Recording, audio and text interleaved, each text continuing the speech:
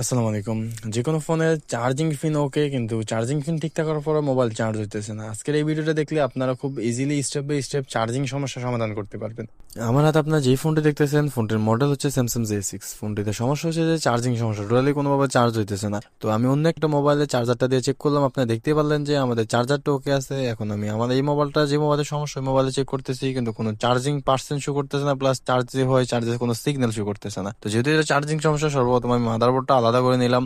এরপর আমি মাদারবোর্ড আগে আমাদের যে চার্জিং পিন, ওই চার্জিং পিন আমাদের যে ইনপুট 5 ভোল্ট, ওই 5 ভোল্টে আসছে কিনা আমরা সর্বপ্রথম এটা চেক করব। তো আমরা দেখতে পারতেছি আমরা মাল্টিমিটার মাধ্যমে এখন আমরা যে ইনপুট ভোল্টেজটা, ওই ইনপুট ভোল্টেজটা চেক করে নিলাম। যে চার্জিং পিনের আগে যে একটা ক্যাপাসিটার, ওই ক্যাপাসিটার মধ্যে আপনারা দেখতে পারলেন যে 5 ভোল্ট ইনপুট হইতেছে, তার মানে আমাদের চার্জিং পিনটা ঠিক আছে। আমাদের চার্জিং পিনে যেহেতু ভোল্টেজ দেখা যাচ্ছে, এরপর আমরা জাস্ট চার্জিং আইসিতে ইনপুট ভোল্টেজ হইতেছে কিনা এটা চেক করব।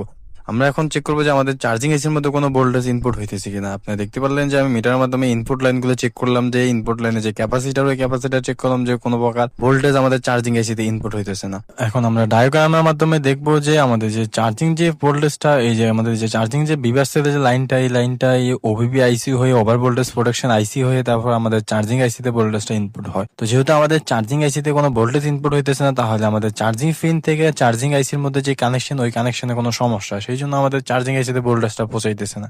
এখন আমরা যে চার্জিং পিনের পরে যে আমাদের যে ওবিপি আইসি, ওই ওবিপি আইসি আমরা চেক করবো যে আমাদের ওই যে ওভার ভোল্টেজ প্রোটেকশন যে আইসিটা ব্যবহার করছে, ওই আইসি থেকে আমাদের ভোল্টেজটা আউটপুট দিতেছে কিনা।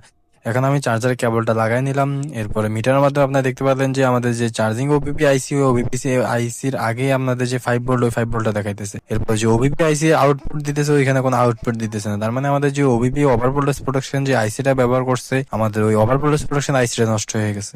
আসলে এই যে ওবিপি আইসি ব্যবহার করছি, এই ওবিপি আইসির কাজ হয়েছে মূলত যখন আমাদের চার্জিং এ আমরা মোবাইলটা চার্জ দিই, তখন যাতে কোনো ওভার ভোল্টেজ গেলে আমাদের চার্জিং এসিতে কোনো ক্ষতি না হয়, সেই জন্য এই ওবিপি আইসিটা ব্যবহার করে। যেহেতু আমার কাছে নতুন এই ওবিপি আইসি নেই, সেই ক্ষেত্রে আমি এখন কি করতে পারি, জাস্ট ওবিপি আইসি রিমুভ না করে ওইটার আমাদের যে ক্যাপাসিটার ইনপুট ভোল্ট, ওইখান থেকে আপনার আউটপুট, যেখান থেকে ওবিপি আইসি আউটপুট ভোল্টেজ দিচ্ছে, ওইখানে একটা জাম্পার করে নিলাম। এখন আশা করি এই জাম্পারটা করার মাধ্যমে আমাদের যে চার্জিং সমস্যাটা, ওই সমস্যাটা 100% সমাধান হয়ে যাওয়ার কথা। ওবিপি আইসিটা জাম্পার করা শেষে সর্বপ্রথম এখন আমরা চেক করবো যে আমাদের চার্জিং আইসিতে যে ভোল্টেজটা 5 ভোল্ট ইনপুট হইতেছে কিনা। তো আপনারা দেখতে পারলেন যে আমি মিটারের মাধ্যমে চেক করলাম যে আমাদের চার্জিং আইসিতে 5 ভোল্ট ইনপুট হইতেছে এবং চার্জিং আইসি থেকে 4.2 ভোল্ট আউটপুট দিতেছে। তার মানে আমাদের চার্জিং আইসিতে এখন ভোল্টেজ পৌঁছাইছে। সেক্ষেত্রে এখন যেহেতু আমাদের চার্জিং আইসিতে ভোল্টেজ পৌঁছাইছে, আমরা ব্যাটারি কানেক্টর চেক করলাম, ব্যাটারি কানেক্টর ঠিকঠাক মতো ভোল্টেজ আসতেছে। এখন আমি মোবাইলটা ফিটিং করে চেক করবো, মোবাইলটা চালু দিয়ে যে মোবাইলে ঠিকঠাক মতো চার্জ হইতেছে কিনা। আমাদের মোবাইলটা এখন পুরোপুরি চালু হয়েছে। এরপর আমি চার্জ দিয়ে চেক করলাম যে আমাদের চার্জিং যে সমস্যা, এই সমস্যাটা সমাধান হয়ে গেছে। এখন আমাদের মোবাইলের চার্জটাও ঠিকঠাক মতো হইতেছে। আসলে আপনি যদি কাজ স্টেপ বাই স্টেপ বুঝে করেন, তাহলে কাজগুলো খুব সহজেই সমাধান করা যায়।